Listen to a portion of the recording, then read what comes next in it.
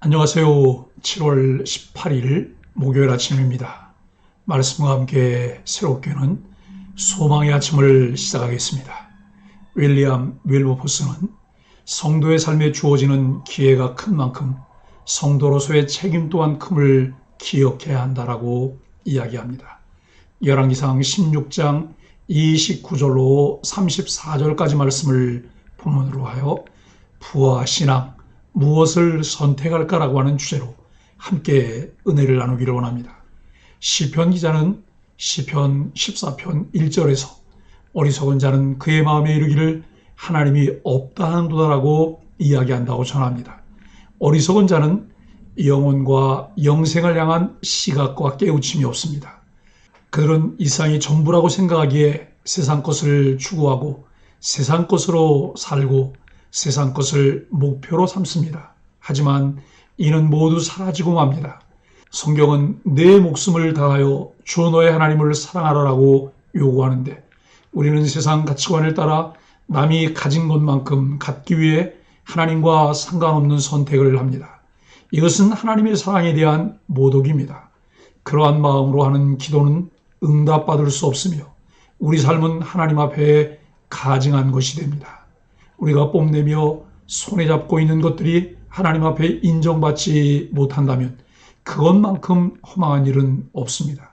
성도는 하나님을 진실하게 사랑하고 하나님이 깨우쳐 주시는 은혜에 늘 감사하며 그렇게 살지 못하는 연약함을 회개해야 합니다. 눈에 보이는 일시적인 것보다 하나님의 선하심을 따르는 영원한 것에 더 가치를 두고 따르는 것이 신앙적인 선택입니다. 성경은 우리에게 다윗의 길로 행할 것을 말씀하고 가르치고 있습니다. 마치 하나님 없이 살 수 있는 것처럼 자기 욕심을 따라 자기 소견대로 사는 어리석음을 범하지 말아야 합니다. 어떤 경우에도 하나님 말씀을 가볍게 여기면 안 됩니다. 여호수아 6장 26절에 하나님은 여호수아를 통해 누구든지 여리고성을 건축하는 사람은 심판받으리라고 말씀하셨습니다. 히엘은 그 말씀을 무시하고 여리고성을 건축하다가 두 아들을 잃습니다. 하나님 말씀은 위기가 닥쳤을 때만 필요한 비상용이 아닙니다. 삶에서 경험하는 모든 정황에 필요한 상시용입니다. 하나님 말씀을 기억하고 지키는 그곳에 풍성한 은혜와 영원한 생명이 있습니다. 오므리가 죽고 아들 라합이 왕이 되어 22년간 다스립니다. 그는 시돈 왕의 딸 이세벨을 아내로 맞아 바알과 아세라를 섬기고 이전 왕들보다 더욱 악을 행합니다. 구약 성경의 대표적인 악인 아합의 이야기를 시작하는 본문에서 우리들은 어떤 교훈을 얻을 수 있을까요? 첫째, 성도들은 어떤 판단의 준거를 가지고 살아갈 것인가 라는 질문을 할 수 있습니다. 아합의 집권과 통치는 성경 밖의 기준으로는 부정적으로 보이지 않습니다. 그의 아버지 오므리는 손에 피를 묻히지 않고 왕권을 잡았으며 아합은 통치 기간 내내 어떤 내부의 저항도 겪지 않은 듯합니다. 그는 정치적, 경제적으로 나라의 안녕을 공고히 하려 노력했고 선대 왕들보다 상대적으로 긴 기간을 통치할 수 있었습니다. 하지만 열왕기 기자의 관점은 완전히 다릅니다. 아합은 여호와를 섬기는 데 실패했으며 오히려 여로보암보다 더 큰 악행을 저질렀습니다. 우리 그리스도인들은 세상을 살아갈 때 무엇을 기준으로 삼아야 할까요? 그것은 여호와의 눈에 악을 행하지 않는 것입니다.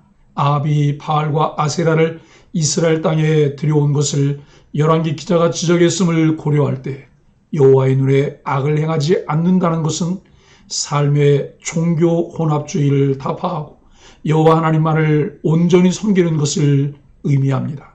둘째, 그렇다면 아합의 문제는 무엇이었을까요? 하나님의 주권과 섭리를 읽지 못하는 것이 문제였습니다. 열왕기는 계속 여호와의 눈에 악을 행하는 왕들에 대해 지적해왔습니다. 아합 왕은 한동안 이스라엘에서 왕이 여러 번 바뀌는 혼란스러운 과정을 지켜보았을 것입니다. 하지만 그것에서 아무것도 배우지 못했습니다. 여리고성을 건축하는 거대한 작업은 왕의 허가가 없다면 이루어질 수 없는 일입니다. 아합은 여리고성 건축을 분명히 알았을 것입니다. 왕들의 역사를 배웠음에도 오래전에 주어진 예언의 성취를 목도하면서도 그는 하나님의 계획을 알지 못했습니다. 하나님이 역사를 주관하시며 운행하시는 것을 믿고 인정하는가? 우리 그리스도인은 하나님의 절대 주권을 겸손히 받아들이며 이 세상을 살아가야 합니다. 29절로 33절은 북이스라엘 왕 아합입니다. 오므리의 뒤를 이어 그의 아들 아합이 북이스라엘 왕이 됩니다. 아합은 이스라엘 역사상 가장 악한 왕으로 평가받습니다. 여로보암이 하나님을 향한 백성의 신앙을 변질시켰다면 아합은 바알을 백성에게 전파하는 데 앞장섰습니다. 그는 시돈 왕으로 바알이 존재한다, 바알이 함께한다라는 의미를 가진 엣바알의 딸인 이세벨을 아내로 삼고 바알 숭배자인 아내를 위해 바알 신전을 세우고 제단을 만들었습니다. 아합은 상업으로 부를 얻기 위해 무역의 중심지인 시돈의 왕과 결혼 동맹을 맺고 이세벨이 이스라엘 안에서 자유롭게 바알을 섬기고 퍼뜨릴 수 있도록 했습니다. 경제적, 군사적 이익을 위해 하나님을 향한 신앙을 팔아버렸습니다. 아합은 부와 권력을 누렸지만 하나님 보시기에 이전의 모든 사람보다 심하게 악을 행했다고 평가받습니다. 부와 권력을 유지하기 위해 아합은 무엇인지 할 수 있었습니다. 그의 마음에 하나님은 중요하지 않았습니다. 34절은 여리고 재건과 하나님의 심판입니다. 아합 시대에 키엘이라는 사람이 여리고를 재건하려 합니다. 과거 여리고를 점령하고 무너뜨린 여호수아는 여호수아 6장 26절에 여리고성을 건축하는 자는 여호와 앞에서 저주받을 것이라 그 기초를 쌓을 때에 그의 맏아들을 잃을 것이요 그문을 세울 때에 그의 막내 아들을 잃으리라 하며 재건을 금했습니다.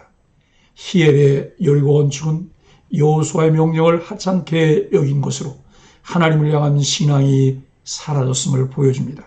아합 왕이 여호와 하나님 중심의 신앙을 버리니 백성도 신앙을 버렸습니다. 그 당시 사람들이 하나님께서 하셨던 말씀을 마음에 두지 않았으며 그것을 가볍게 여긴 것은 하나님을 중요하게 여기지 않았다는 증거이기도 합니다.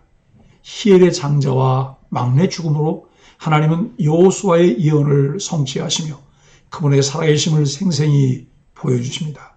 마음에 하나님 두기를 싫어하고 하나님께서 부재중이기 때문에 하나님께서 하신 말씀이 삶의 중심이 되거나 기준이 될 수 없습니다. 사랑하는 소망의 가족 여러분, 독일의 철학자 쇼펜하우어는 재산의 세 종류가 있다고 말합니다. 첫째, 꼭 필요한 재산입니다. 이것은 일용할 양식입니다. 없어서는 안 됩니다. 둘째, 여유 재산입니다. 이것이 있어야 남에게 베풀 수 있습니다. 주고 싶을 때 주고 쓰고 싶을 때 쓸 수 있는 여유도 필요합니다. 하나님은 이런 재산도 주십니다. 셋째, 불필요한 재산입니다. 즉 우리를 불행하게 만드는 돈을 말합니다. 돈 때문에 근심도 많고 다툼도 많고 교만해지고 믿음도 잃어버리고 심지어는 건강과 가정과 명예도 잃어버리는 경우가 많습니다. 쇼펜하우어의 그 다음 말이 더 중요합니다. 그런데 많은 사람이 불필요한 재산 때문에 탐욕을 부린다. 이용할 양식을 달라는 기도는 아주 실제적이고 영적인 기도입니다. 그런데 대부분 사람은 일용할 양식을 넘어서 10년, 100년, 1000년을 먹기 위해서 쌓아둡니다. 어차피 죽을 때까지 쓰지도 못할 돈입니다. 그런데 거기서 만족하지 못하고 자식의 미래, 손자, 손녀들의 미래까지 다 책임지려고 합니다. 그러다 보니 하나님의 뜻을 이룰 수 없습니다. 나를 향해 이루시려는 하나님의 뜻이 일용할 양식을 넘어서는 내 욕심 때문에 성취되지 못하고 망가집니다. 이렇게 한평생 만족하지 못하고 탐욕만 부리다가 아무것도 이루지 못한 채 그냥 죽는 경우가 얼마나 많은지 모릅니다. 일용할 양식으로 만족하면 우리에게는 마음의 여유가 생겨납니다. 시간과 물질로 하나님을 위해 할 일이 많다는 것을 깨닫고 주의 뜻을 위해 그것들을 얼마든지 사용할 수 있습니다. 우리가 이 땅에 사는 동안 무엇을 선택하며 살아가야 할까요?